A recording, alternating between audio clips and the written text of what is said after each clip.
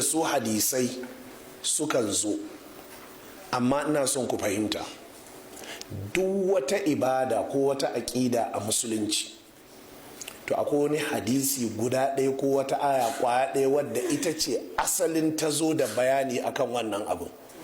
To duk wata aya da ta zo a ƙur'ani ko to ta zo ta yi sharhin wannan ne, duk wani hadisi to ya zo yi sharhin wannan ne.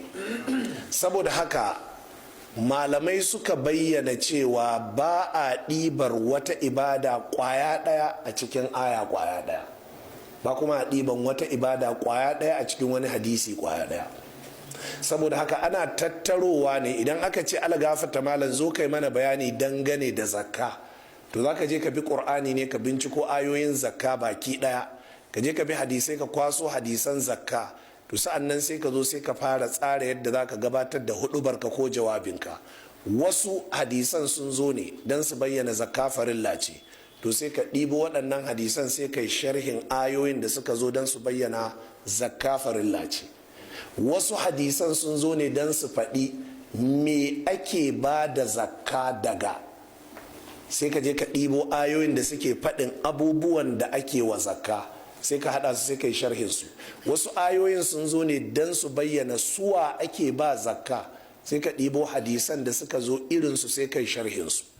Galibi wannan ka'ida ce a cikin ilimin usulul fiqh. Mutane kuma da yake ba damuwa suka yi da ilimin usulul fiqh ba, haka sai ka jin suna wa'azozi sai kai ta jin hauragiya iri-iri. Sai ka ji mutum ya ɗauki wani hadisi kwaya ɗaya ya yi hujja da shi, bai tsaya ya yi bincike game da matsalar ba, don haka sai zama fatawashi sai ta zama nakasasshiya, kuma sai ce ai hadisi ne hujja da shi.